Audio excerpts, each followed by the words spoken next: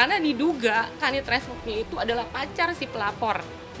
Itu dipergoki oleh kepala sekolah anak saya, Ibu Naning, silahkan dikonfirmasi. Karena pada waktu itu dia kepergok setelah mau mengambil anak saya mau dibawa ke bandara, Ibu Naning masuk ke ruangan, kemudian dia buka pintu.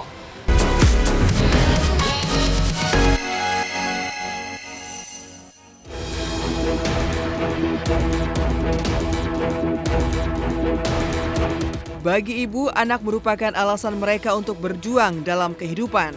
Karena itulah saat hal buruk menimpa, para ibu akan sekuat tenaga menjadi garda terdepan, meskipun harus menahan pedih yang luar biasa. Berikut inilah deretan kisah pilu para ibu yang mencari keadilan bagi anak-anaknya di tengah situasi pelik.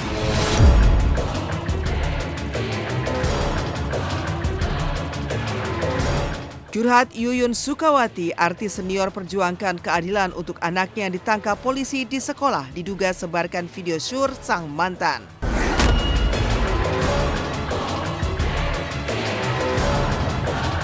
Pemirsa Silet RCTI, kisah pilu pertama hadir dari Yuyun Sukawati, artis peran senior dalam sinetron Jin dan Jun yang kini tengah berjuang mati-matian mencari keadilan demi buah hatinya Hari Alam Wibowo. Sang putra yang masih duduk di bangku SMA dituduh terlibat dalam penyebaran video asusila mantan kekasihnya.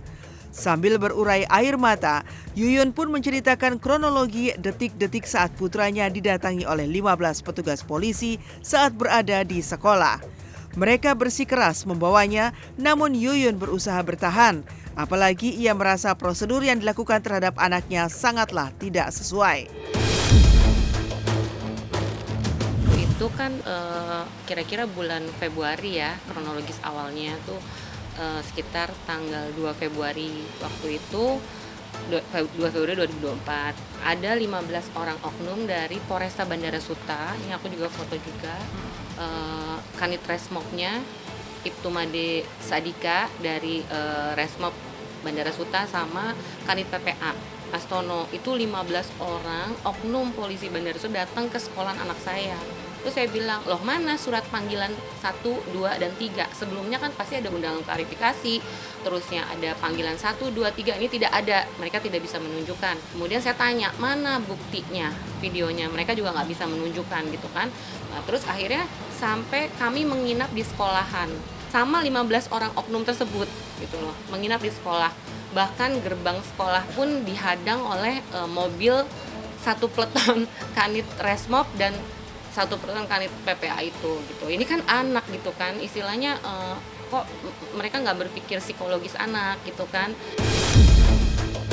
Dan saya sedih banget waktu itu, saya sendiri, saya kalau ingat lagi saya sedih gitu loh Mbak, karena ya rasanya nggak manusiawi aja gitu kan. Apa sih, harusnya kan praduga tak bersalah dulu dong gitu, jangan langsung langsung pokoknya gimana pun caranya kita harus ngikutin mereka gitu, tanpa mereka juga memberikan apa yang kita butuhkan, mana ini apa suratnya, mana buktinya, mana gitu.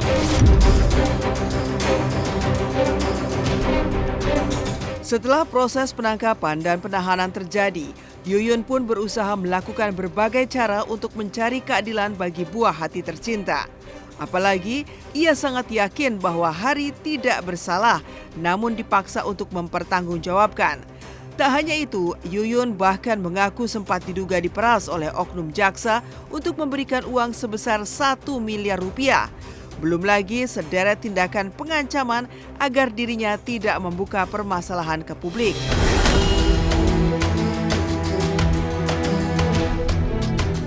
Hati Yuyun pun seolah hancur berkeping-keping saat melihat putranya harus menjalani proses hukum, bahkan mendapat vonis lebih berat dari 2 orang lain yang dianggap sebagai pelaku sebenarnya. Namun sampai detik ini, ia memilih untuk terus berjuang sampai titik darah terakhir sekalipun, bahkan meminta bantuan dari banyak pihak agar keadilan bagi anaknya bisa terwujud. Jadi Bapak, tolong Pak, sesungguhnya aja, ini bukan dongeng, ini semua apa yang saya alami sama anak saya alami. Tapi kalau menindas kami sebagai rakyat kecil, dan saya seorang ibu, anak saya yang masih di bawah umur bagaimana? Saya seorang ibu, anak saya yang masih di bawah umur bagaimana? Itu saya lihat SPDP-nya juga tanggal 2. Status tersangka tanggal 2. Penangkapan tanggal 2. Kapan gelar perkaranya? Hebat sekali dong. LP tanggal 30 Januari, tanggal 2 dengan waktu berapa hari? Cuma 2 hari. Bisa langsung seperti itu. Dan lokusnya juga sangat berbeda. Dari BSD kenapa bisa berubah di Polresta Bandara Suta? Karena diduga Kanit Resmob-nya itu adalah pacar si pelapor. Itu dipergoki oleh kepala sekolah anak saya, Ibu Naning. Silakan dikonfirmasi. Karena pada waktu itu dia kepergok setelah mau mengambil anak saya mau dibawa ke bandara. Ibu Naning masuk ke ruangan, kemudian dia buka pintu. Si Resmob ini sedang video callan dengan si pelapor. Saya nggak buka ke media, kok makin melaju sampai ke pengadilan anak saya gitu, yang harusnya ini nggak bisa masuk ke ranah pengadilan karena tidak cukup bukti. Gitu loh, makanya saya mohon pertolongan sama Bang Niko gitu, yang walaupun udah di akhir gitu, tapi saya mohon, saya percaya masih ada keadilan buat anak saya ingin anak saya dibebaskan, saya ingin nama baik anak saya dipulihkan kembali gitu. Jadi kita ini hanya mau mencari keadilan aja, kayak gitu loh. Orang tidak menyebarluaskan video asusila ini, yang menyebarluaskan malah hukumannya lebih ringan daripada yang tidak menyebarluaskan.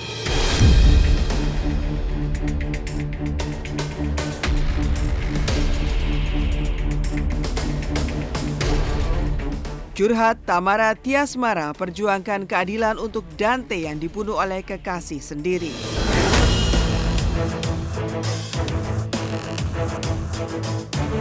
Perjuangan mencari keadilan bagi buah hati juga dirasakan betul oleh seorang Tamara Tiasmara. Apalagi putranya Dante meregang nyawa di tangan orang yang sangat ia percaya.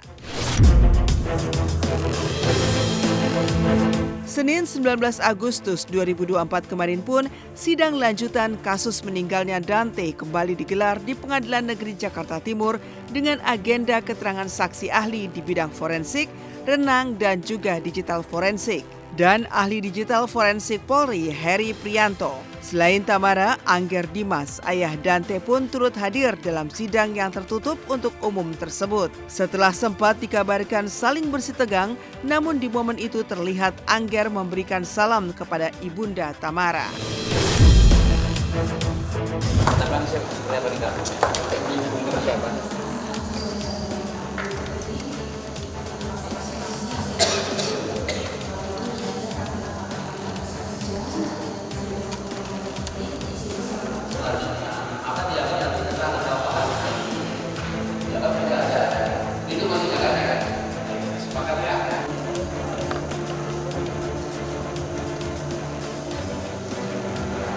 Ya lebih jelas lagi ya, apalagi yang tadi ahli renang gitu kan, dia bilang kalau anak-anak itu biasanya maksimal tuh 4 detik kan, 2-4 ya katanya, sampai 10 detik. Nah dia aja tadi bilang kalau yang 54 itu udah harusnya itu profesional diver ya gitu. Nah sementara Dante kan masih kecil, terus baru bisa renang, udah pasti gak kuat lah kalau sampai 54 detik dan 12 kali gitu.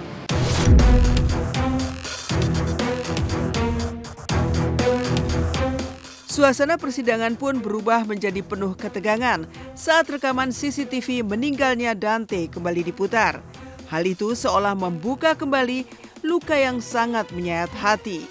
Tak hanya Tamara, bahkan ayah Angger yang hadir dalam sidang juga tak kuasa menahan air mata.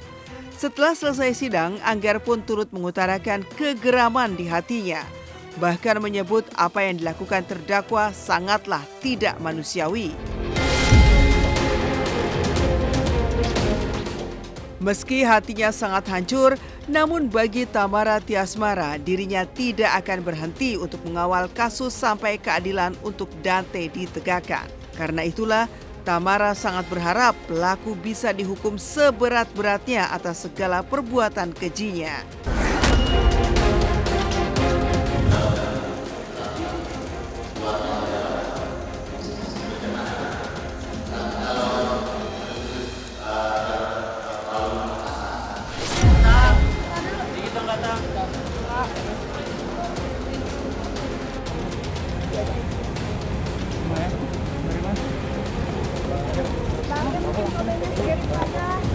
karena mau nggak mau harus aku beraniin ya. Tadi kalau misalkan aku pulang, aku penasaran nanti kayak bingung gitu loh. Kalau penasaran nanya-nanya udah gitu kan nggak ada yang boleh masuk. Jadi ya udahlah aku beraniin untuk masuk ke dalam. Ya akhirnya lihat lagi, ya lemes sih, lemes banget. Soal mual, Tadi ayah juga sempat nangis. Ya ayah nangis juga, Tamara juga nangis. Gue juga ngeliatnya juga mual lagi gitu kan. Harapannya hukumannya ya yang seberat-beratnya ya, seberat-beratnya. Karena kan nyawa anak kecil nih udah hilang. Ya mau keadilan aja sih buat Dante.